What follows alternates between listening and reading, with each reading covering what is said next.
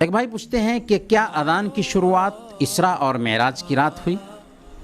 نہیں، اذان کی مشروعیت اسراء اور معراج کی رات نہیں ہوئی، بلکہ ہجرت مدینہ کے بعد ہوئی ہے۔ صحیح بخاری میں امام بخاری رحمۃ اللہ علیہ نے کتاب الاذان میں باب بدء الاذان میں باضابطہ اس بات کی وضاحت کی ہے کہ اذان کی شروعات ہجرت مدینہ کے بعد ہوئی ہے۔